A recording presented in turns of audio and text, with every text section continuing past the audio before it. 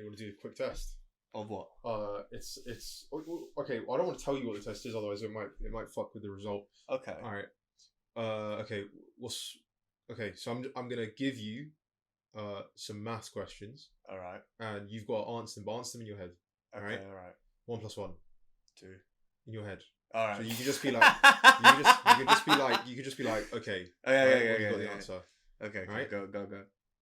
1 + 1. 2 + 2. 4 + 4. 8 + 8.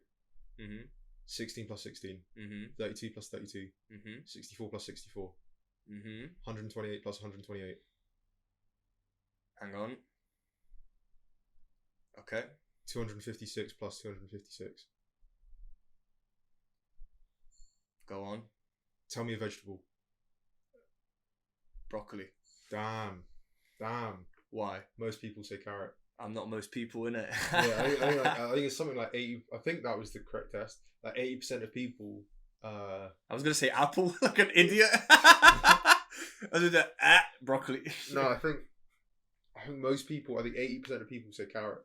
Yeah, it's like for some weird reason. It's like that. They did a test. They keep naming things like fire truck, apple, like post box, and then they say to you, think of a color that isn't red, and most people will say blue.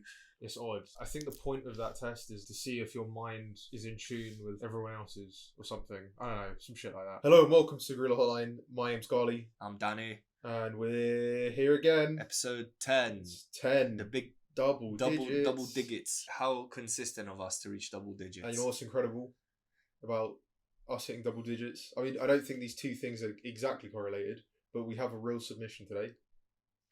Yeah, it didn't even seem real to me. We have a real submission.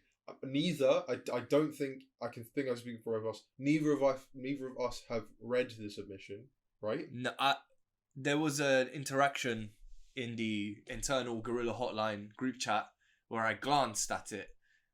Yeah. But I didn't read it. Same. And then you were like, no, we're going in cold. That's it's better to just go in. I think it's better for the sake of the person as well, like, so they know that we haven't given it too much thought. well, it's what's more natural? Yeah, because it's like if we came in here like super articulate, I feel like it'd be a lot more inorganic compared to what we usually give, which is our honest, on the fly interpretation of what happens, Exactly. And with it being reactionary, it adds a level of obviously improvisation, but as well as the adaptability factor, where we're adapting to let's call it a crisis that presented itself before us. Yeah, man. It looks like a good.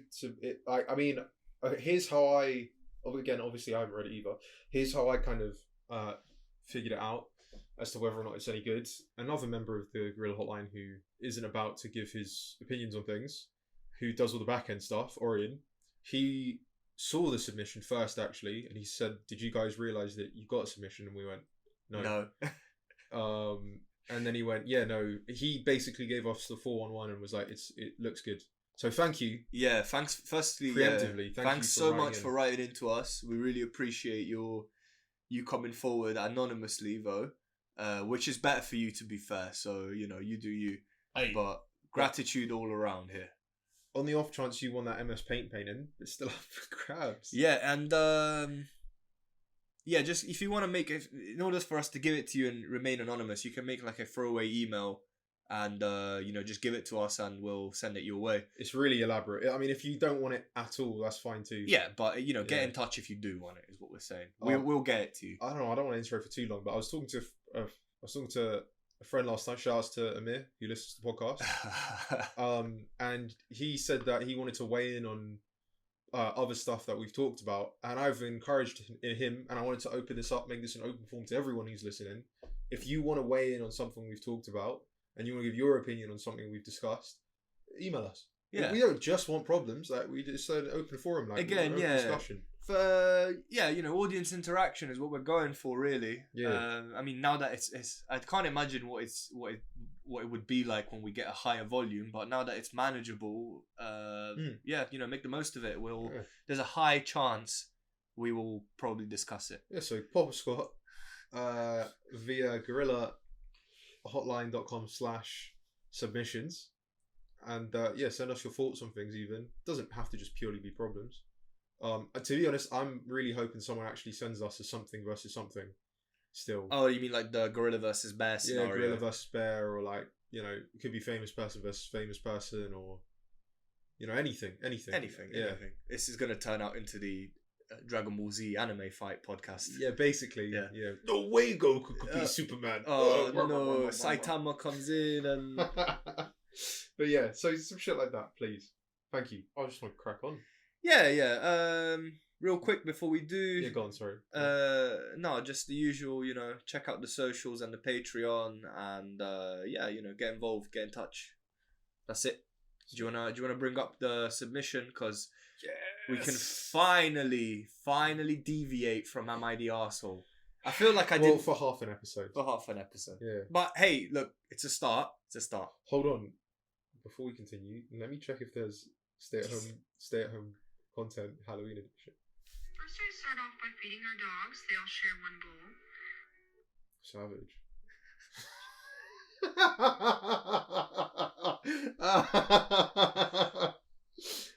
Okay. If you found it, we'll keep. Oh my god, are we still doing stay-at-home girlfriends? There's loads of the stay-at-home girlfriends Halloween TikTok edition. Oh my god.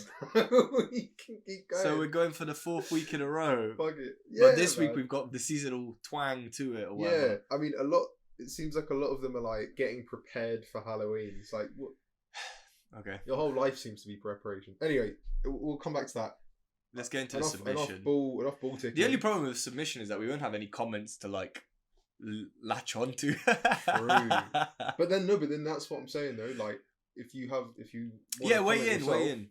Yeah, if you want to comment yourself, then jump but in. how would they be able to without the week of lag? Well, they wouldn't. No, they wouldn't. No, that's the best way. Here's the subject. Okay. Should my friend propose before he is ready? Here's the message. My friend, we'll call him Tom, has been dating his girlfriend, who we'll call Anna, for just under a year. Tom is 26 and Anna is 32. Do you know what, right? How much better does that read than like all the fucking Reddit posts? Look. It's F32. I know. Oh, I spoke. Brilliant. I spoke repeatedly how much I hate that format. They have been going strong since the beginning without so much as a hiccup throughout their whole relationship. Tom is very close with his family, and his 24-year-old brother has just got engaged with his long-term girlfriend. Since the engagement, Tom's family members have been asking Tom when he and Anna are going to tie the knot and settle down. They are all very religious, and there is a tendency for them to all marry young. Okay. At the same time, Anna has mentioned marriage and children several times recently, as she is in her 30s. Her biological clock is starting to tick, and she has always wanted at least 3 children. Therefore, she is keen to start having children soon. Rah. This is hitting a bit too close to home for me. Oh. Go on.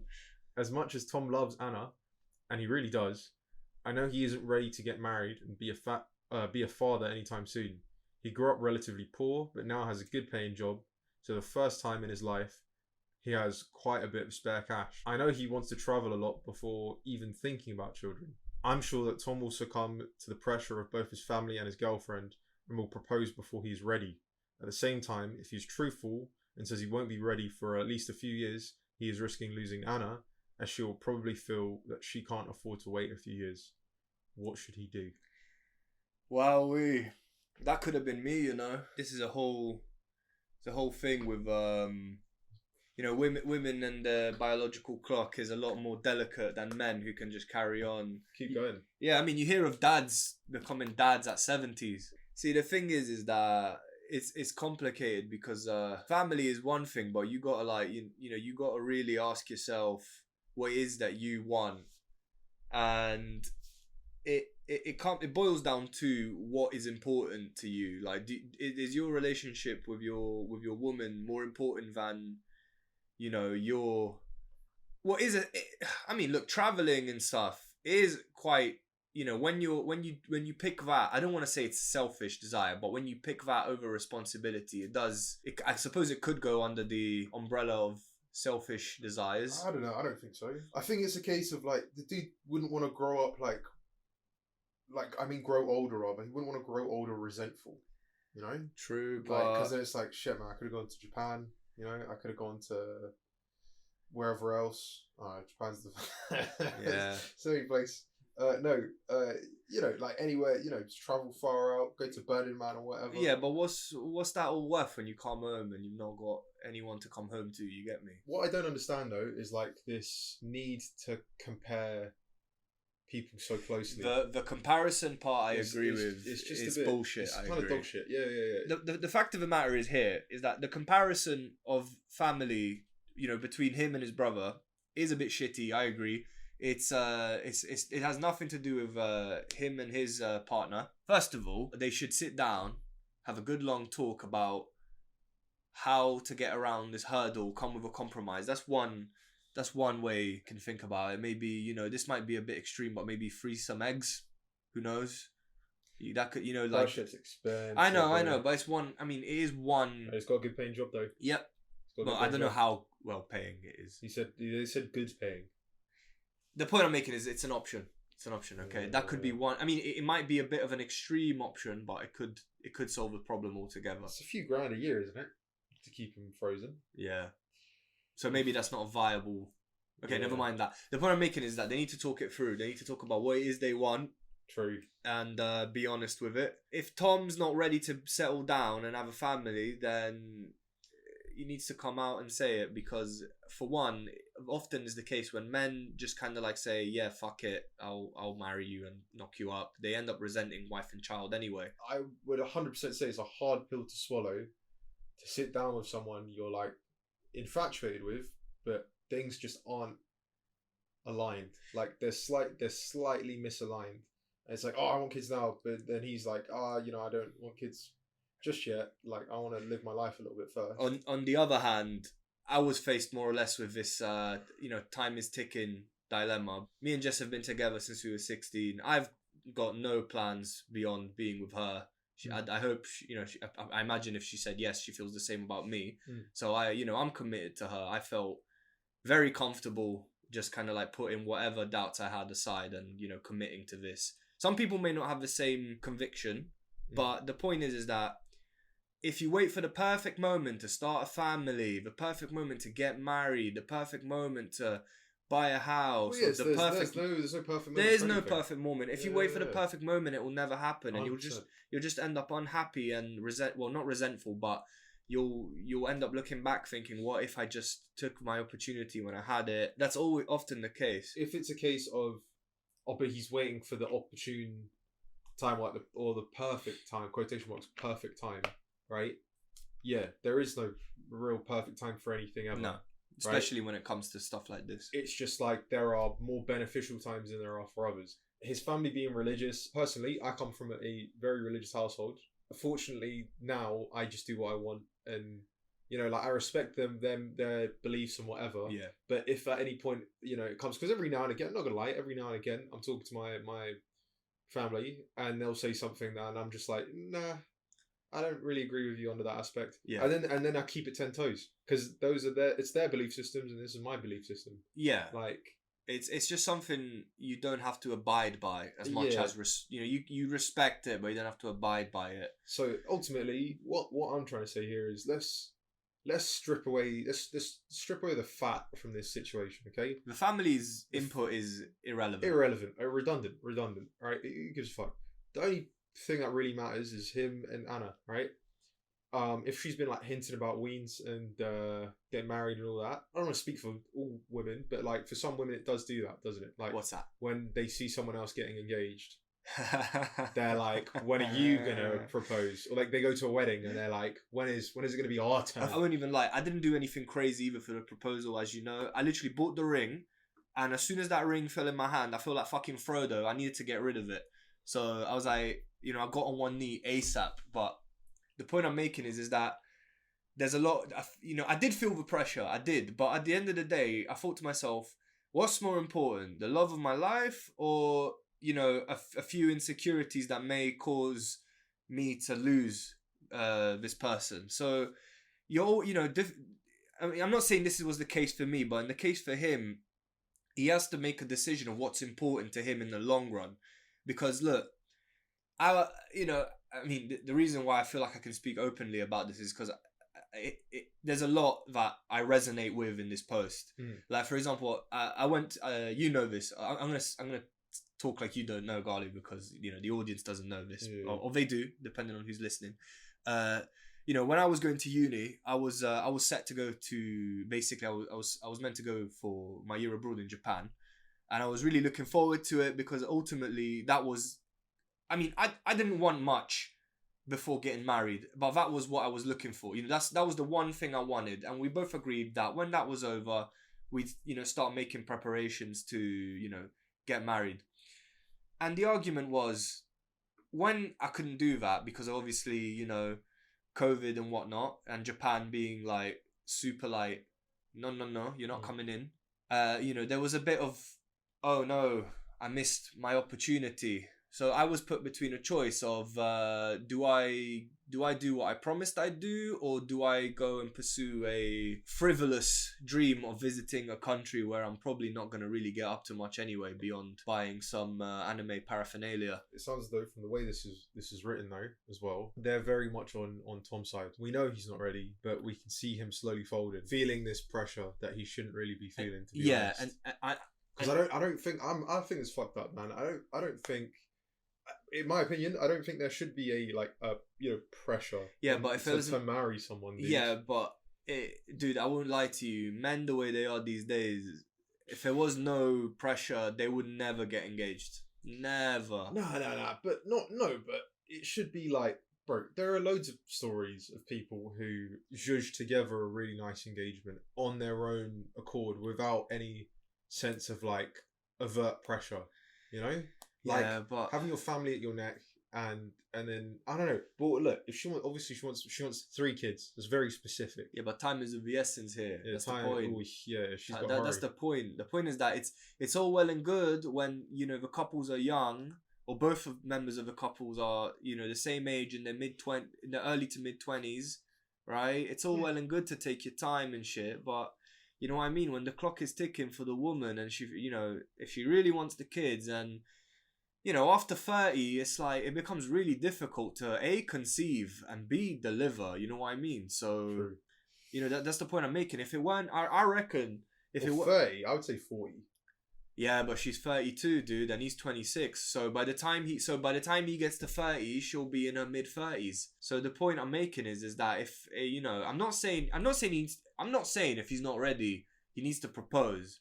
That's not what I'm saying. I'm just saying he needs to weigh out his options and make a do's and a don'ts, make a pros and a cons. Make a pros and cons list.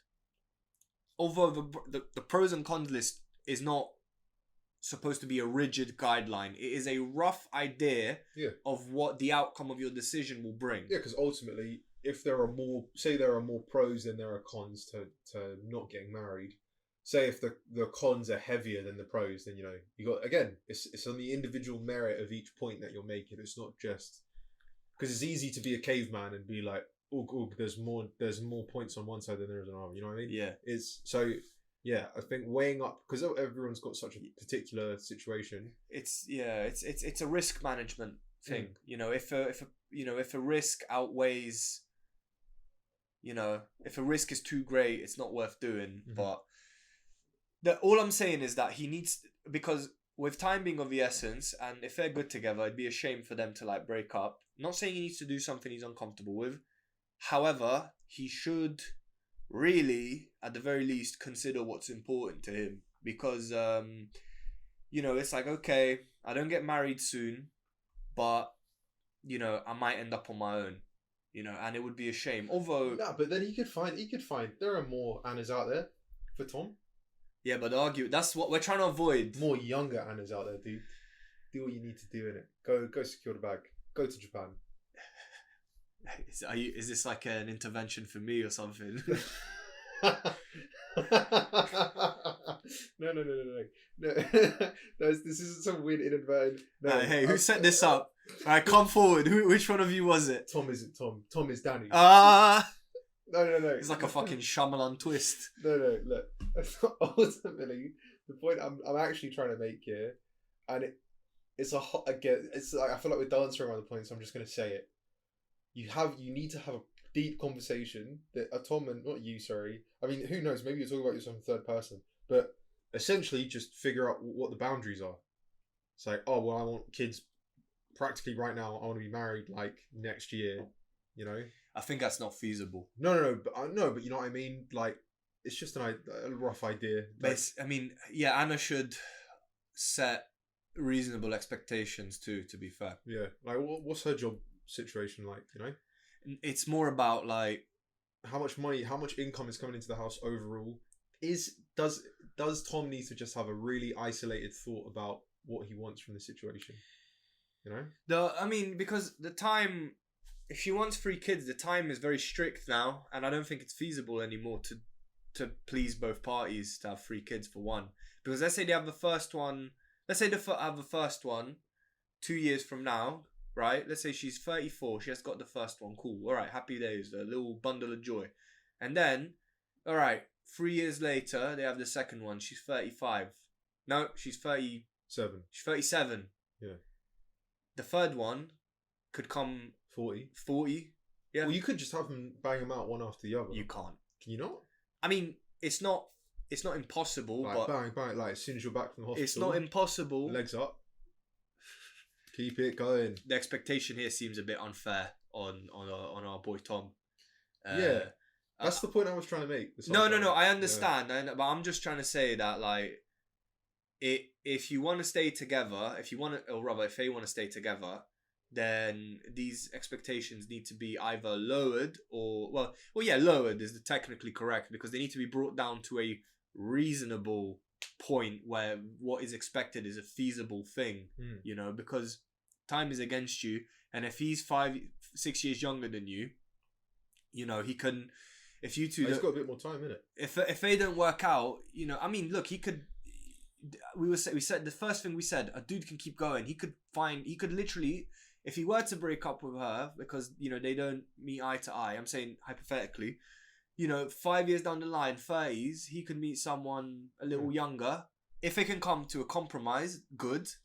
Otherwise, it's unlikely that Anna's expectations will be able to be met by Tom, because weddings are expensive.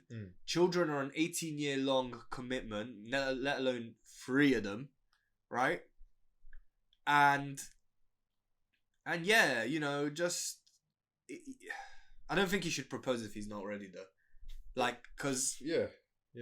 Cause I mean, my situation was different because, you know, me and Jess are the same age, so it is what it is. But you know, I'm much more of the opinion that it is possible, both in marriage and, you know, parenting, it is possible to wing it and still raise your kids well. But if you're not ready to make that commitment, that's a different story. You know, you might end up, you know, if you do end up with children in the mix, they might end up not getting the attention they deserve, and, you know, that's when all sorts of problems happen. We've been through absent dads in this podcast, and we don't want to generate another one. So yeah, because then the cycle continues. And, I don't want to spiral it too hard, but yeah. The long and short of, I mean, okay, here's the 2 outcomes, or rather, if I may give it a verdict, since we're not. I mean, I don't know. I don't know how to. We can give it final thoughts. Well, yeah, I suppose it's hard to wrap this up. We can give it final thoughts. What do you think we missed anything? Because I mean, again, to reiterate, the family should be disregarded completely. Yeah. The family 100%. Should be like, don't worry about the family pressure, because ultimately they're not putting food on the table for the children. Yeah. Their opinions are. They're not paying for the wedding dress, so their opinions can be discarded. They're just like setting their own bullshit expectations onto you, or Tom rather. Like I keep saying you when it's not like. They're talking about their friend. Yeah. You know what I mean. I'm talking about Tom, and when I say you. So that's one thing. And beyond that, yeah, they either need to come to a compromise. My brain is frying. They need to come to a compromise, or Anna needs to accept that he's just not ready, and adoption may have to be an alternative if worst comes to worst. Jeez. All right. Well, my thoughts on this are, Tom and I need to have a big sit down conversation about this. I imagine it is a tough conversation to have, right? It's definitely not an easy one to have. Especially if you're both just kind of enjoying each other's company and life's just kind of progressing and whatever. And just be like, look, what do you want to do? Do you want to, like, your biological clock's ticking, you want to have 3 children, right? I don't know if I'm ready for 3 kids. I mean, I've got a little, like, I don't see myself, like, if Tom does see himself becoming a father, when does he see himself becoming a father? You know what I mean? Like, that's an honest to God thing. And then whatever that age is, plus 6. The problem is that, as we said, he can carry on. She's kind of screwed either way. Yeah, so that's the point of which is horrid, but what can we do? You need to find a way out of this maze. We didn't invent the wheel of time, did we? Yeah, the spokes of time, they just keep turning, man. Keep turning. So the point I'm trying to make here is, I suppose if an agreement or if some sort of compromise or whatever can't be agreed to, then you might have to go your separate ways. Might have to just call it. Might have to just. But definitely don't propose it. He shouldn't propose if he's not ready. 100%. Because that's just a big. That kills a man. That kills a man. He's gonna end up resenting her anyway. He might even, like, through resentment end up like fucking cheating as well. Because some men are pushed to that. I'm not saying he's the type. Or it's justified. Or is justified by maybe an outcome, an unfortunate outcome, but some men are pushed to it. Yeah, or vice versa as well. Though all women, I'm sure there are loads of women out there who, by their families as well, they're like, their family's like, oh, he's a good lad, or like, whatever. They get into a marriage and then they're like, why do I do this? Miserable. Yeah. Day drinking. Yeah. I mean, often I found recently that the solutions to problems aren't necessarily complicated.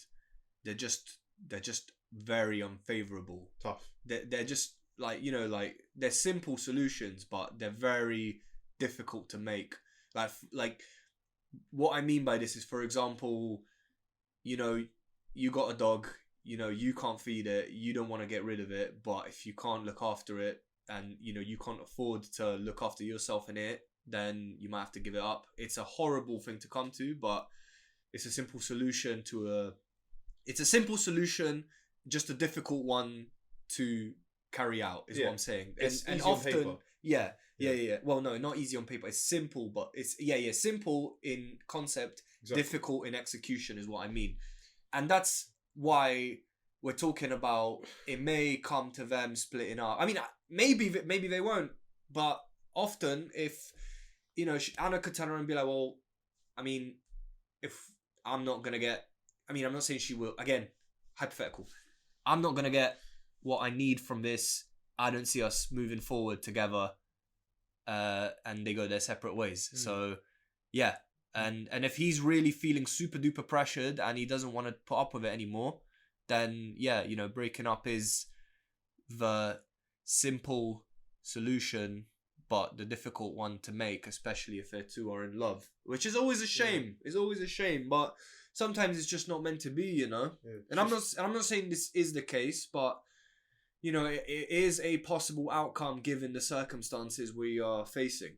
Yeah, people are just unaligned. Thank you for your submission. I hope we went into it as in depth as you hoped. I mean, to be honest, my thoughts on that whole thing, I feel like we actually gave them our best. Yeah, I mean, for me there was a relatability factor, so I spoke from the heart. We're within Tom's ballpark, right? Age wise, so we can. I think that's probably why we held back on joking around, and plus it's our first. We wanted to give you. We can't fuck this one up.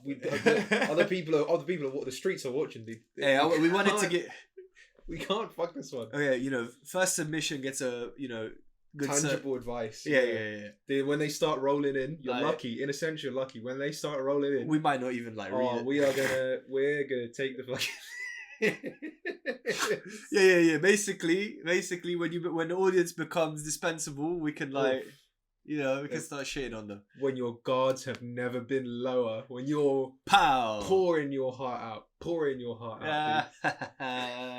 Loser.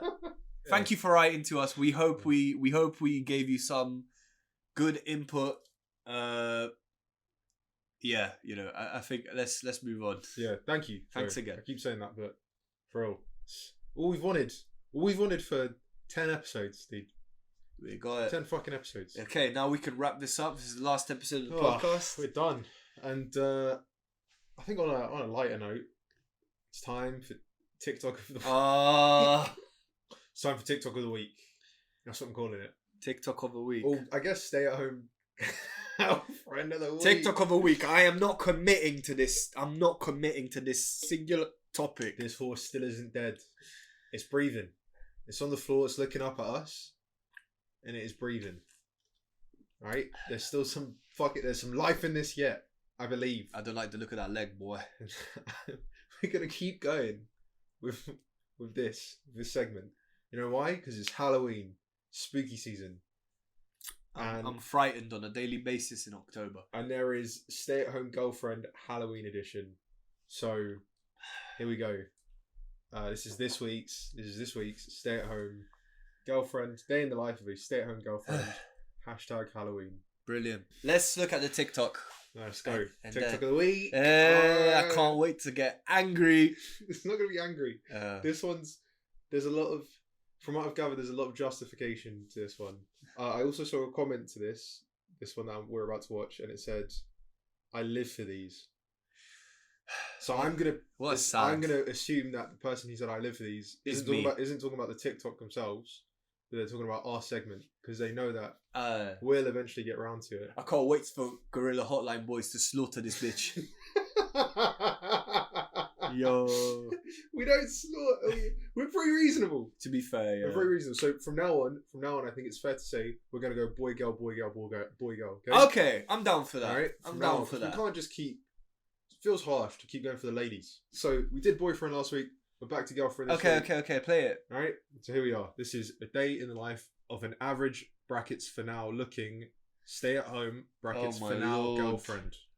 Average for now, looking stay at home for now, girlfriend. Did you see that? I finally got the cobweb that's been there for literally months. Anyways, today I felt like I just wanted to chill. So here I am. Look, this cat, it lights up. Here it is for our viewing pleasure. Yeah, I rate the cat. It's Halloween purposes. I made popcorn and I watched this scene and this scene only from Keeping Up. No, the Kardashian. It's on Hulu now. Anyways, my sister called me, told me she got locked out of her apartment. There she is, locked out of her apartment. She told me, bring me a tool, so I brought her the tool. Here it is. Here she is trying to get in, and we agreed if she can't get in, then we're gonna get tacos and go cry about it at my apartment. Yeah, we didn't get into her apartment. It's Monday now. She's still at my apartment. She can't get in until Tuesday. Anyways, we got tacos. They're so good. If you're in San Antonio, these are off Grissom. Delicious. Skincare time. I cleanse, I brush, I chemically exfoliate everyone's favorite Glossier. Okay. That was it. Okay. That was funny. That was a good one. There was, to be fair though, there's not been one of these stay-at-home girlfriends that has tried to, add a degree of humor to their TikToks. And I would go as far as to say her honesty is palpable.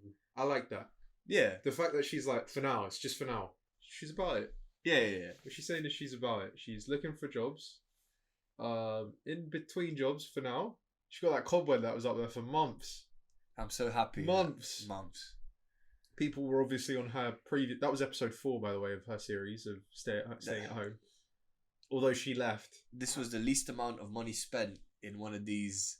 Dude. That is a very good point. Every other one we've seen. So then I went shopping and they buy like half a fucking Sephora. Wait, stay at home girlfriend. Hang on a minute. She did nothing. Like she because. Well, no, she did the Halloween thing, which was on topic, on point.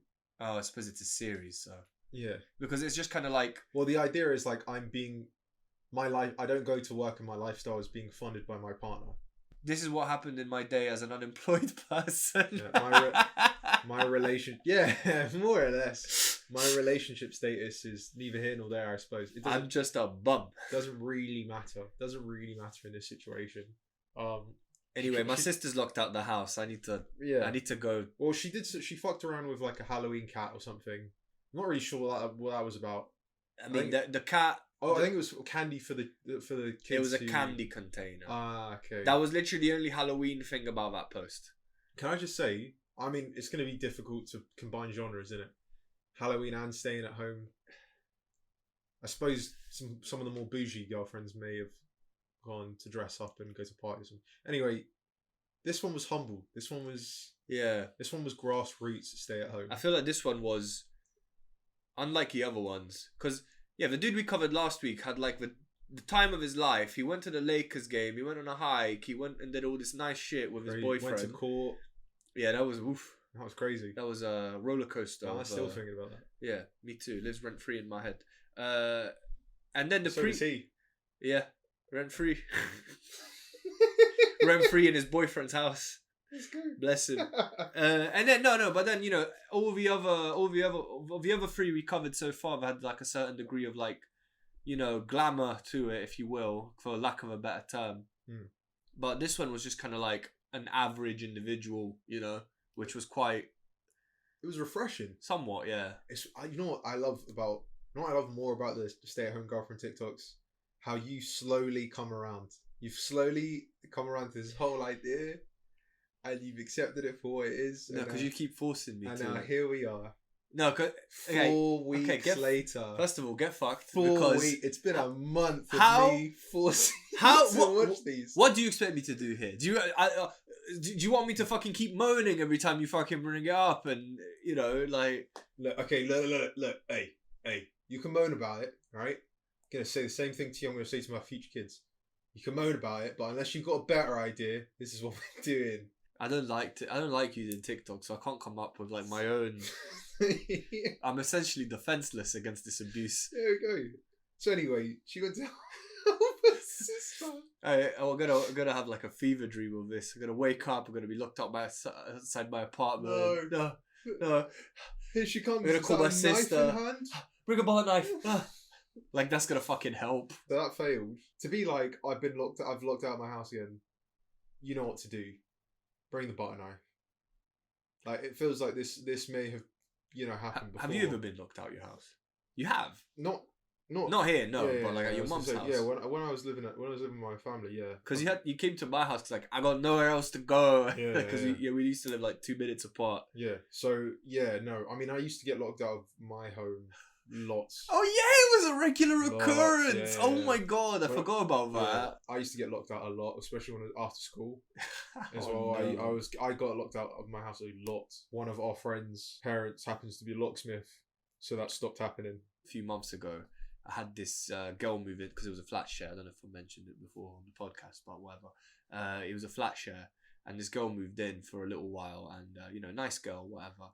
But one morning, I wake up and I'm making my coffee and whatever, Jess is working from home, and I'm just minding my own business, making us breakfast, and my flatmate, she gets up and she's like, oh hey, good morning.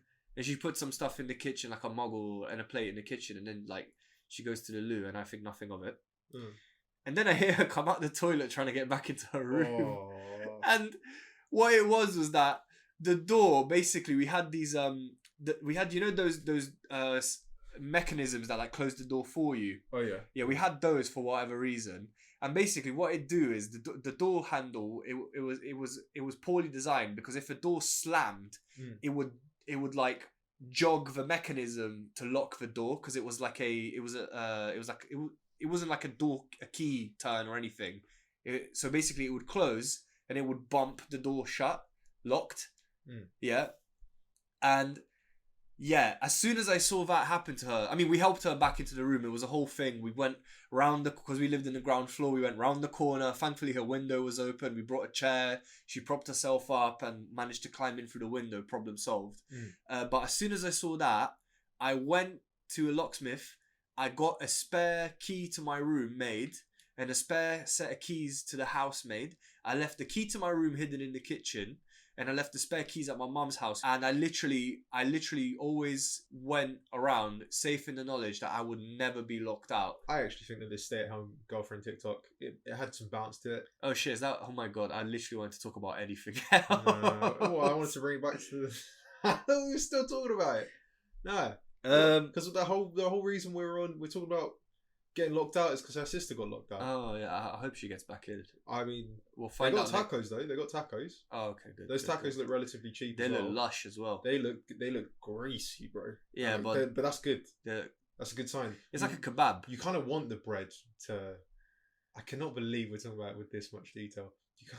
You kind of want the bread to soak up the grease a little bit. Well, like a birria taco. Yeah. Oh, those look incredible. My mouth is watering thinking about it. Those look incredible, man. Damn. The way they're made as well is crazy. And then she was like, "We can just go back to my apartment." Personally, that would have been my first thought. Secondly, I was actually thinking, why are you showing you and your sister attempting to break into her house on a TikTok with a butter knife? Surely that's not a good... That's asking to get broken into. Yeah, you're basically showing the world for a little... Look how easy it is to break. For a smidge of clout, you're like, dude, my sister's... Dude, you can jimmy my sister's door right open. Yeah, but where she lived, it didn't look as though you could really get away with that if you looked sus, because it was like a row of apartments, and... Yeah, I suppose. So if you looked sus trying to do it, someone would probably be like, "Oi, what you doing?" Maybe. What you doing? I mean, would you? Nah, but... There you go. I'm the type of... I wouldn't. I'm the type of person that... hands up, I would. No, I wouldn't do it, no. Fuck that. Dude, I'd keep walking. Dude, if some madman, some recluse was on the flex of robbing someone, and little old you was like, "Hey, you think they'd have any issue just being like, well, stab? I'm already committing a crime. May as well. I may as well." Dude, I saw... Already 2 stars in GTA right now. Might as well bump it up to a good 4. You know what I mean? Stabs you, a wad of cash comes out. Like, honestly, at that point, they're already, the point I'm making is they're already committing a crime, dude. They have no problem continuing down that path. So yeah, fuck that. I wouldn't stop them. I'm sorry. Butter knife or not. Like, the point is that as far as stay-at-home girlfriends go, this strayed so far from the formula that I just don't even register it as a stay-at-home girlfriend. It's just a day in the life of a person. But then that's what makes it so good. It's because they're boundary breakers. They're not willing to just stick to that boring. I mean, I feel like the very first one we did was the only one so far who hasn't left home. Right? Well, she did to get oysters. She did to get good memory. You got a crazy memory. We've spoken about this before. Yeah. I mean, you know what it is? I honestly don't know why I've got such a good memory. I will remember things that will leave me thinking, how in God's verdant kingdom was I able to retain that irrelevant, trivial knowledge? Crazy. I mean, I don't know if I could give you an example, but yeah, sometimes it astounds me. Just like weird details. I think mainly from like when we went to school and stuff. Just like weird details of like people and places and things and stuff, like in classrooms sometimes, and it's just strange. Yeah, because because sometimes when your own memories play it up, I'll get a phone call from you and you'll be like, "Hey, who was it that did this, that, and where was it?" And then I'll give you like perfect within moments. Moments. It's crazy. frightening. The recollection is nuts. But yeah, no, look, how the fuck? How do we keep doing this? It's because I just want to talk about anything else. Too fucking bad. We'll finish this one. We will rate. We will be rating this woman's stay-at-home video. All right. Okay. So, okay, fine. You know what? I'm not gonna drag us out anymore because I can tell you want to move on. Please. Because it's something I'm reading in between the lines here. Obviously. What do you mean? It's obvious that you really want to move on. Okay. You're literally saying you want to move on. All right. Look. But guess what? It's gonna be another one next week. So stay tuned. Stay tuned, people. Please write in and tell us if we should stop. Please tell us to stop. Honestly, that's it. To be honest with you, look. The only way. That is the only way you can stop me doing this shit every week. I will keep going. We will observe, examine, and pull apart every stay-at-home girlfriend TikTok Step away from the mic. on the planet. Yeah. So anyway, yeah, if you disagree, write in. Yeah, save me. And, I'll start looking for something else. Another segment that we can shoehorn in between our ramblings. But until then... I'm a broken man. Yeah. Until then. We're going to keep going. I got something new for you. I've been recommended a different subreddit than the one we usually go to. Can I open up the laptop? Of course. In fact... Is it time? The time has come, Gali. Unveil the subreddit that deviates from Am I the Arsehole? We're looking at Nuclear Revenge. Nuclear Revenge. Nuclear Revenge. I've never heard of this subreddit before. It is. Hey, this is uncharted territory for me too. So this is about extreme revenge. If this doesn't come off as extreme, I don't know what does. My boss suspended me for his negligence, so I ruined his life. Wow. Yeah. This is intense. How's that for a blind opener?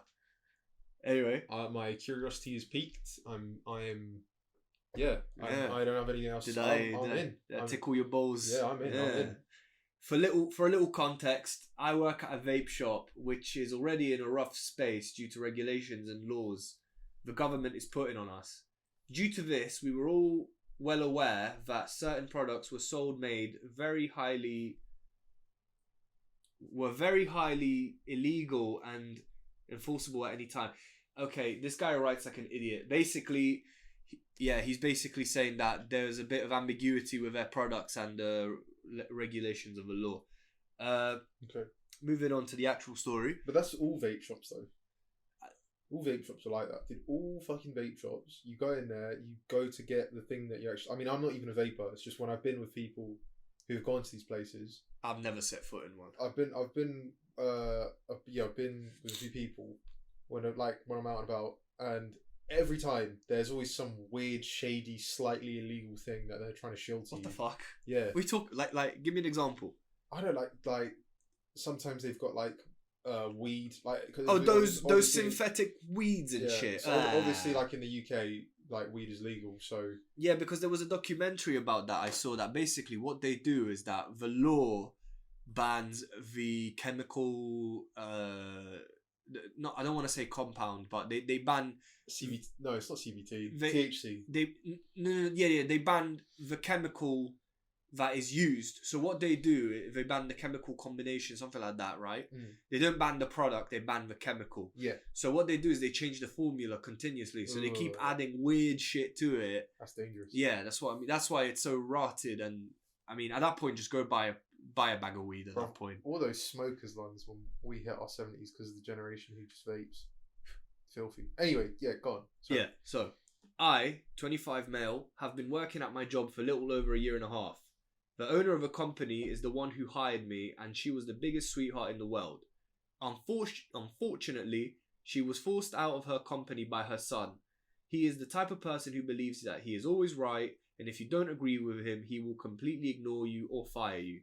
He literally forced his mum into retirement by threatening to kill himself, and continues to use that card every time she even says she wants to come visit. Wow. Mum, Mum, if you set foot in the shop, I will pull the trigger. I swear to God, Mum. I swear to God, I will kick the stool away before you. Don't you dare. Mum, cross that threshold and I'm dead. Damn. What a cunt. Yeah, wow. Yeah. That's dark. Alright, yeah, go on. Moving on. Last winter, we had a massive snowstorm. Getting to work was rough, but we were told that we had to come anyway. We get there and the snow isn't ploughed from the parking lot because he didn't want to pay the guy to do it, so we had to. Due to the lot being absolutely massive, we couldn't get it all done in time for us to help customers. As they came and went, we noticed the snow being patted down into the ground and essentially turning into a slip and slide.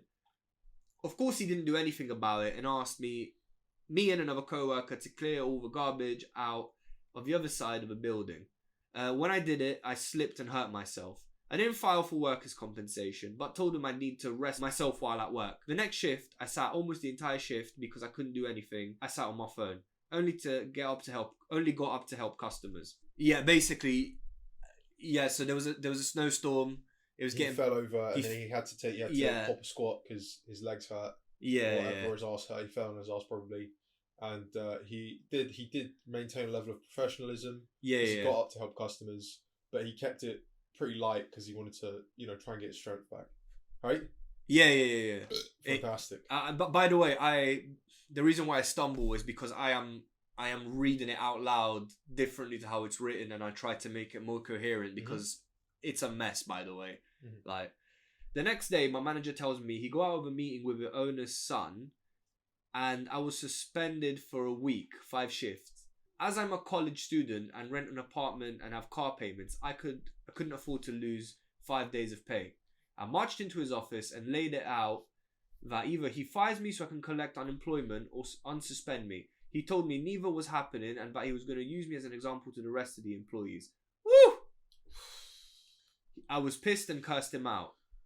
He doesn't like confrontation, so he shortened my suspension to get me out of the office.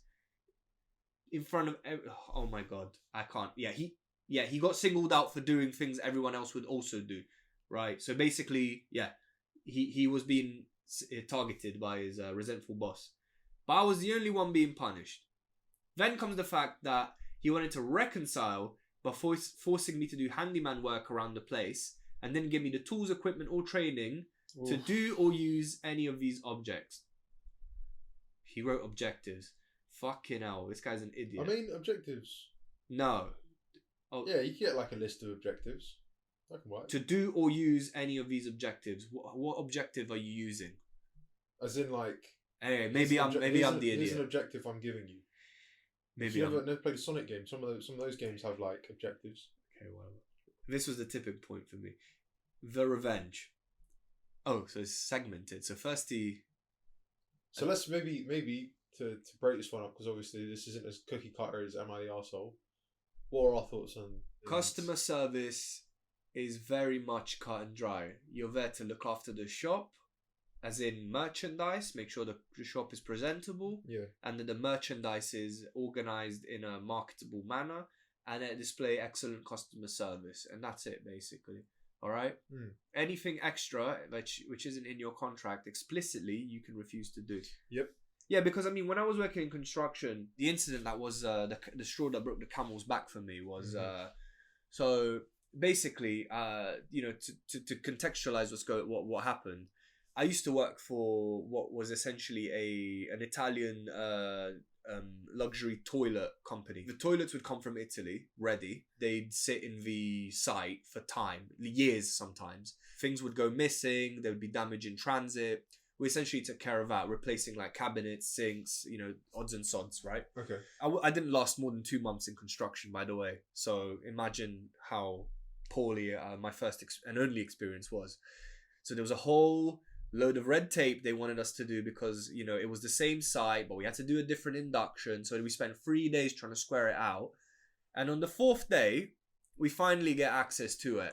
Now my manager was like, you have to set these radiators, and it was me and this other fella, and we were like, okay. So he showed us how to do one, and by showing us, I'm being generous. So he gave us a set of vague instructions, and we figured it out ourselves along the way, because the dude I worked with had, he was a solid lad. He knew what he was doing. Good construction experience from that guy? Yeah. He was a good lad. He wasn't the problem. In fact, he working with him was quite fun, actually. He was the solution. He was the solution, indeed. Yeah. We started halfway through the day, and we only managed to fit 2. And then the expectation was, you need to set up 10.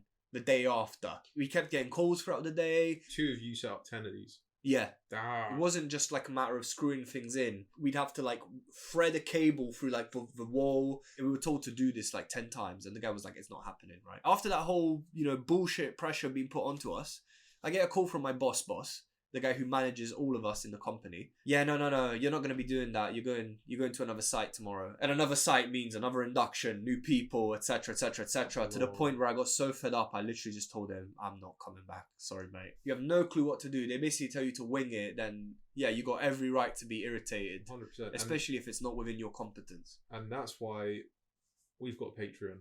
So, Gorilla Hotline podcast... we've got, I don't know what it is. If you Google Gorilla Hotline Patreon, it'll come up. Support us. Check the link tree on Instagram. You'll find it. This is fucking shameless, but It is what it is. Yeah. You've got to do what I got to do in it.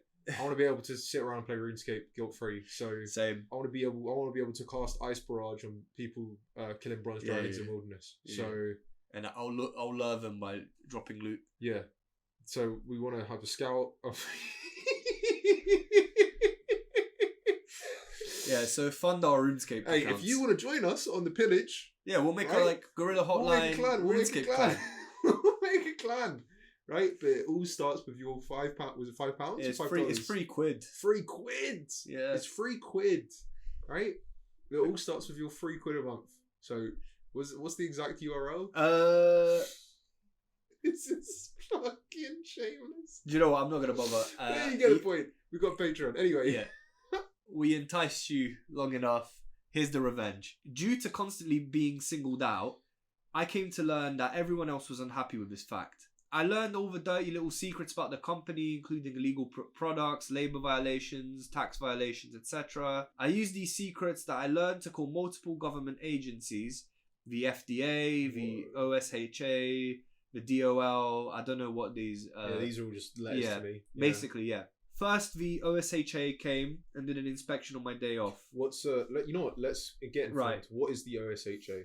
Occupational Safety and Health Administration. Okay, fine. All right. Right. Keep going. And the DOL is Department of Labor, US Department of Labor. Ah, of course. Okay. Okay. So yeah, first the OSHA came, did an inspection on my day off. He told everyone they only cited him for a small violation and he was good other than that. I was obviously angry at that, but a few weeks later, I got a packet in the mail telling me he got cited for everything and he was getting massive fines. I then get called into the office again with a manager who told me I was suspended. He proceeded to tell my manager that he was getting demoted for not writing me up more and that I was no longer getting my raise until I fixed my attitude. I don't understand what happened here. Why has he got a whole career in a place that he hates? Yeah. Dude, what a waste of energy. Anyway, keep going. This, of course, was right after he said, I don't care that you called the OSHA. This little act is known as retaliation, which is illegal to do to people who called a protected agency like OSHA. He refused to even look at me at this point because if he did anything, that would imply he was punishing me for calling the OSHA and I would have a lawsuit to destroy him. Oh, yeah. Now to today. Another day off for me, and I get a text from a co-worker at 11 a.m. That message was, the FDA is here. The FDA is here. Oh, my God. The manager quit, and it's crazy. The FDA and the IRS, Oh. the IRS, the big white shark has come. Yeah, listen, I always... The IRS that got Al Capone? Literally, they got Al Capone. Your little vape shop doesn't stand a chance, brother. Done. The FDA and IRS came rolling in full force. Black trucks, SUVs. They came in and raided the place, seizing all illegal products and all the paperwork pertaining to the business. They're still there as I write this, so hopefully there will be more to come. But knowing how this works out, in most cases, I won't have a job much longer and will be on unemployment. TLDR, my boss punished me for hurting myself at work, so I called a bunch of government agencies on him and probably got all of his businesses shut down. Update 1. The ATF also showed up. What's the ATF? Bureau of Alcohol, Tobacco, Firearms and Explosives. Such an American company, bro. America! Fuck yeah! We're here for your alcohol, we're here for your tobacco, and your firearms. So, Prohibition and the First Amendment. Damn. They confiscated all the house-made juices. We apparently don't have a manufacturing license. Whoa. None of us knew this, and that means we may no longer be able to sell products. The IRS showed up because there's a possible cause for an investigation into tax evasion. Oy. As I learn more, I will continue to update. Final update. It seems though through talks with the lawyers, the son decided to actually take the heat for all of it and is going to have to pay massive fines and is possibly looking at jail time. He likely won't ever be able to get a manufacturing license for the rest of his life, and they said essentially that he won't be able to open up any new businesses. I know he had 2 new locations rented out and in the process of opening, and those are never going to happen now. They're raiding his other businesses today, and that's going to be interesting considering that if he doesn't have the paperwork for that business, it could lead to much more jail time. So as of right now, even though my job isn't shutting down yet, his other business is getting raided. He can't open 2 locations that he's put a shit ton of money into, and he's going to be fined all he's worth and possibly go to jail. We'll continue to update. Whoa! Hey, if you can't do the time, Don't do the the crime. crime. If you can't pay, they'll take it away. That is indeed a nuclear solution. I know this guy's probably walking on cloud 9, thinking he's the shit. I'll be honest with you, my takeaway from this whole situation is you wasted so much time. Why don't you just look for another job? I suppose what he did was he prevented anyone else from... Because let's be honest, if he left, someone else would have then taken up the reins of like being in the crossfire for every bad mishap and everything. Because it sounds like the guy, obviously his now seemingly previous manager was obviously a massive bully and a bit of a dickhead, basically. So I guess in a sense what you did was very noble. Like... So very, very like It was self-serving. Come on, it man. was ultimately it was quite noble though, because it was kind of like, I mean, to be fair, you may have just inadvertently just thrown like 5 people into unemployment because the business is now failed. Because the problem, this could have all been avoided had the boss just been a little more chill with him and stopped being such a dick. Yeah, because it's like, okay, he hurt himself, and then he was like, "Listen, I'm not gonna like seek out any compensation. All right, just let me do my thing. Let me." Understand my circumstances. Let me just do the job at a capacity I am capable of with my injury, and I'll still crack on, like you just did. Yeah. And then the boss was like, no. I'm gonna like suspend you for hurting yourself on the job, and you hurt yourself. That's it. I'm docking your pay. And then all these other grievances. Essentially, the dude was like, enough, and then like, okay, enough is enough. Like, the dude was pushed to this, to be fair. I don't know. It is impressive. It is impressive the lengths you went to. The thing is that, I agree with you, because often even with a lot of people talk about disgruntled employees and the things they can do in revenge to the business, like especially like in the IT sector, when like you get rid of like an admin for your infrastructure and you don't take the proper measures to replace them. If you piss them off, they have the power to wreak absolute havoc on your establishment. A lot of people often talk about this. Oh, I could so do just this. I could so call X government agency. You hear it all the time when there's like clear violations in place. But no, you know why most people don't do it? Because it's more hassle than it's worth. It's more hassle than it's worth. But when you actually never really hear about people who follow through with it. Yeah. And when you fucking follow through with it, to actually be pushed and antagonized to the point where you feel like your time is going to be valuably spent in search of revenge, and then you actuate it. Jesus Christ! Sorry. I'm interrupting you, but go on. I was going to say, it is safe to say, you have to be the average person. I think has to be really pushed. There was one time I was in between jobs, right, for like a couple months, maybe it was a bit longer. A few years back, right, I went to a local takeaway, and I'll be honest, local takeaway. Danny might know the one I'm talking about. As soon as I say the customer service is egregious, it is. I am. He's shocked every time I tell him I go there. Still, it's terrible. I refuse. The food's incredible though, dude. I don't doubt it. The food's incredible. I don't doubt it, but I'm not going to reward bad behaviour. But damn, is the customer service in there bad? So I think my meal came to like 15-20 quid. I was with you that day. Yeah, I gave him like 15. My meal came to about £15 or so, 20 pounds. I gave him a £50 note, and then they gave me like the wrong change, and I went, yeah, you gave him a £50 note. Yeah, and then they went, oh, here's your change. I went, they give you like 15 quid back. Yeah, they gave me an incorrect amount of money. So basically, they owed me a bit of money. And I went, oh, sorry, I think this is wrong. I gave you far more money just then. And they went, no, you didn't. We had left the shop, and Gali was looking in his hand, like at his change, and he was like doing the math in his head, and he was like, wait a minute. Yeah, I wasn't thinking initially. Like we literally, we were at the shop, we were talking amongst ourselves, we pay, Gali collects the bag, we leave, and we're on the we're on the doorstep of the restaurant, yeah? And then Gali's just like, oh no, hang on a minute, they gave me less than what they were meant to. We go back in, and they're like, no, we didn't. How do I know you gave me this? How do I know? They were like saying, they were basically implying you were trying to scam them. And you were like, no, but I gave you a £50 note. You accepted it. And now, Yeah. and they're like, no, I'm sorry, no. I was mad because I mean anyone would be, and I really tried to stand my ground, but in the end it just kind of fell apart. And she just kept saying no. And then she was like, "Nah, not happening. Nah, No. I don't believe you. How do I know you didn't just pocket the change and you're trying to get more out of me?" I left. Dude, I still recall I got home, a friend of the family was at my house, and I went, they don't, like, I said to her proudly, I announced to her, I went, they don't even know. I'm unemployed right now. I've got nothing but time.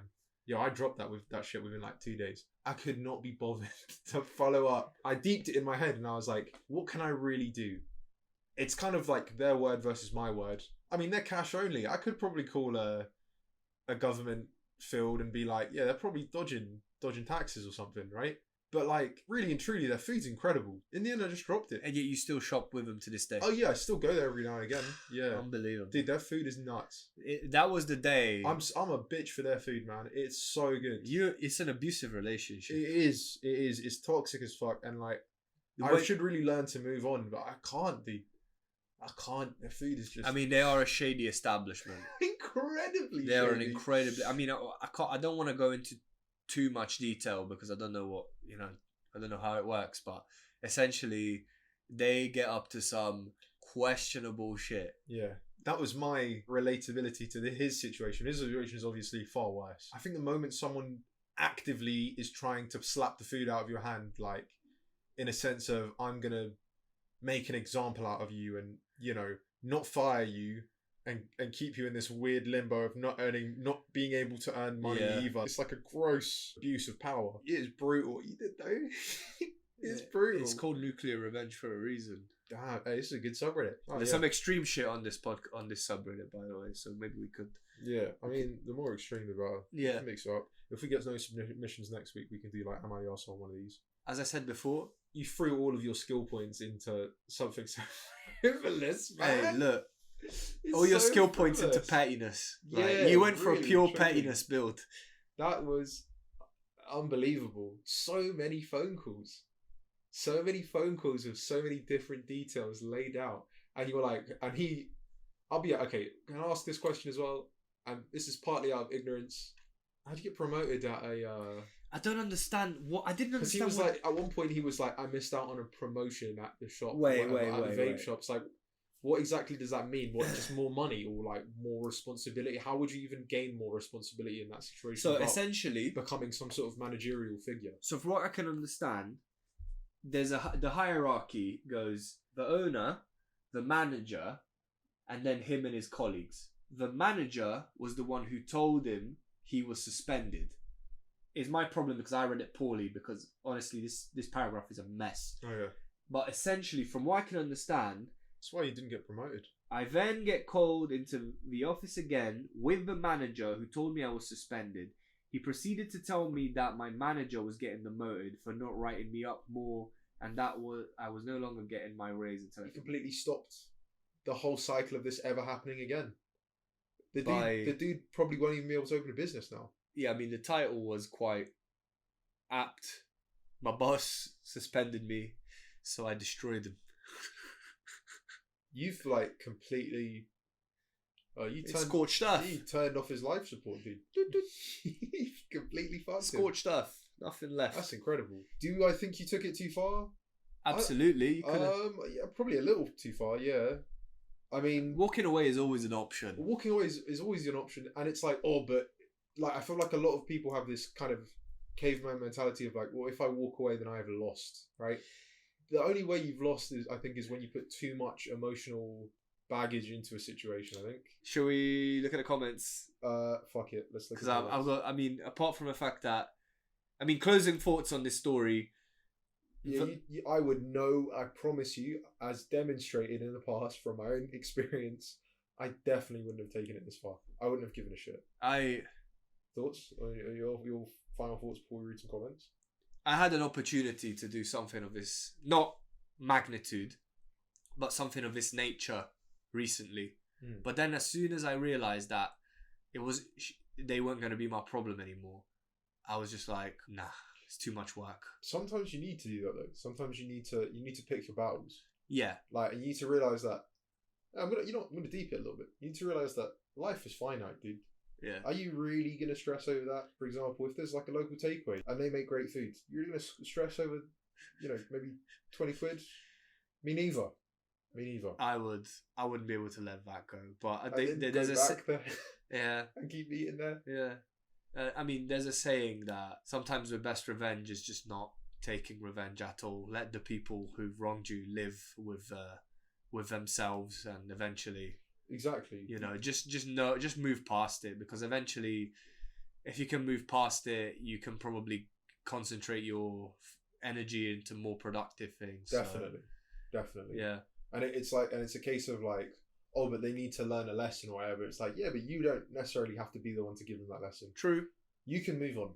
It's that self-serving human element, isn't it? Yeah. Because we want to satisfy ourselves by giving the people who wronged us what's coming to them. But 100%.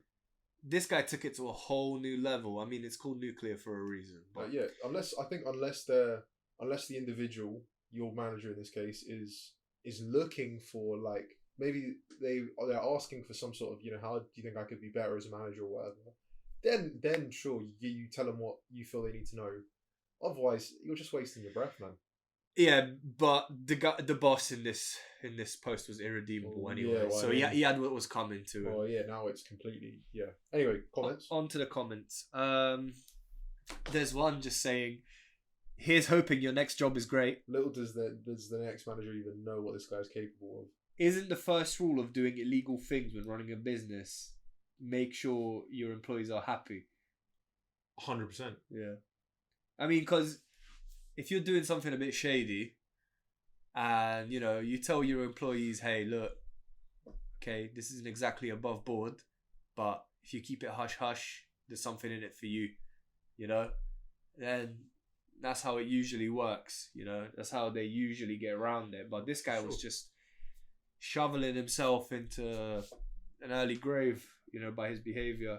And now you know why anything run by any organized crime is usually taken care of by that group. A very fantastic example would be the Kowloon Walled City, run by organized crime group. Yup, shady stuff happening there, for sure. Still paid pensions and insured everyone under them with proper wages. You bet your ass they did. Steady. Oh, this is written poorly. Yeah, basically the Kowloon Walled City was run. What they're trying to say is that it was run by criminal organization, but the criminal organization did everything they could to keep the people happy, to cover their asses. Kowloon Walled City was an ungoverned and densely populated de jure Chinese enclave within the boundaries of Kowloon City, British Hong Kong. Did you know that? Yep. I didn't know that. Yeah. Oh, interesting. Originally a Chinese military fort, the walled city became an enclave. An enclave after the new territories were leased to the United Kingdom by China in 1898. Interesting. Sorry, Crazy. I needed some context. I thought, just in case anyone else listening needed some context too. Yeah. Interesting. But yeah, basically, I mean, it's kind of like more or less the same reason why part of the reason why Pablo Escobar was so successful, because he did a lot for the community, and I imagine that worked in his favor, because a lot of people spoke very highly of him despite what he actually was getting up to. It wasn't the IRA, by the way. It's the IRS for Al Capone. I said the IRS. Did I say IRA or IRS? No, it was IRS. Anyway, yeah. Hey, go back and edit it. Fuck it. IRS. Golly, run out of recording space. We ran out of space. Look. When you do this, when you're as successful as we are, and you're just constantly, you're pouring out all the fucking podcasts for the masses. Yeah. The masses. What we're doing is a service to the people. Yeah, we haven't gone on one of these weird tangents in a while, to be fair. Look, I fucked up. I'm sorry. Yeah, basically, Golly ran out of space on his C drive and it stopped recording. And we had to take a moment to record space. So that's why trust, the bit that you missed out was hilarious. Yeah, it was crazy. It was we were on it's the first time it's ever happened. We were on the floor crying. Dude. And just gonna have to take our word for it. Yeah. But trust me, you would have loved it. Yeah. You would have been like, raw, these guys are on another level. Hey, look, if you don't want this to happen again in the future, Support the Patreon. So anyway, so Garly can get a new hard drive. Patreon. God, this is so shameless. So anyway, it's only £3 a month, and it goes. I promise you, all of it goes straight back into the rescue and the conservation of the audio for this podcast. Yep. Because right now, every week is becoming a battle with making sure we record properly. I thought of a great idea. What's that? Okay, look, the podcast takes off, right? Yeah. We're sitting on gold thrones across the room from each other. I'm a king. Right? We're being fanned by servants and wine. Paid servants. Maybe. Well, we call it, Slavery Act and everything. Well, we'll give them. How much is minimum wage? Like, I don't Can know. we pay them less than minimum We'll wage? find a loophole. Okay, we'll figure something out. So we're technically not slave owners. I suppose. Oh yeah, no, you did say servants. Yeah, we'll pay him. We'll pay him enough. Yeah. All right. Look. Look. We're sitting across from each other. Oh fuck! I forgot what my point was going to be. We have gold thrones. We have gold thrones. And this is what I was going to say. Podcast really takes off. Yeah. You know what we should do What? with additional podcast money that we're getting from Patreon? What? After everyone's come to their senses and starts giving us £3 a month. I mean, we've already got gold thrones. How could we go from? Where do we go from here? We adopt a gorilla Oh my god! online. We adopt a gorilla, Yeah. and every week, we'll do a premium. We'll go on a premium. We'll adopt the gorilla. We'll webcam with the gorilla, and we'll get letters written from the gorilla every week that we'll read out on the podcast. Incredible. So not only are you supporting us, It's just a load of feces. yeah, you're supporting that gorilla as well. Yeah, it's just banana the one peel and the one we feces. haven't adopted yet. The Yeah. one we haven't adopted yet. We're gonna call him Bobo. Yeah, or she. I would personally, I would prefer a female gorilla. Nah, that's No, Well- it adds like a kind of effeminate. You know what I mean? Oh yeah, of course we're gonna get a feminine perspective from a fucking primate. Yeah. Yeah, of course. So Maybe she'll actually have better handwriting than the male gorilla. maybe. Yeah. Maybe. Yeah. Right. And on that note, with that promise to you, we're gonna end the podcast. And that is a promise. That is a Garly guarantee. Yeah. It's Right? gonna happen. TM. That is a Garly guarantee. And with that little mishap, we're gonna end the podcast. Yeah. Today. Yeah. For today. This isn't the final episode. Take away from that final story. Don't waste your energy. Yeah. You've That's what only we're got so trying to much of say. it. Look, every time you breathe, you inhale and exhale. That's one less breath towards the end. Yeah. You know. Just do things that improve you and Better yourself. Go lift. Go lift. It was. If we haven't mentioned it enough in the past podcast, go lift. Yeah. Send us progress pics. Yeah. Go on. We'll big you up. This is a fitness podcast now. This is an encouragement podcast. But help us adopt a female gorilla. Yeah. I But really want one now. okay, cool. We'll call Nancy. Schmancy. I like how the idea is like, oh, this is, whatever the fuck gorilla's actually called. We're like, no. Schmancy now. Yeah. We're paying So name. to keep her alive. So it was a privilege to be able to weigh in on something. Like, that was the whole point of why we started these podcasts. Just to have a bit of kind of fun and broaden our perspectives, I think. So yeah, thank you. Yeah, thanks for writing to us. Feel free to check out the socials and go on the link tree and check it all out. It's all there, you know what to do. You know how it works. I don't have to babysit you. gorillahotline.com/submissions if you want to write into us. More shorts coming soon. Garly's visibly aging editing those shorts at the rate he's doing it, but we're trying to make it work. Thank you for listening, and we'll catch you next week. Take care. Bye. Bye.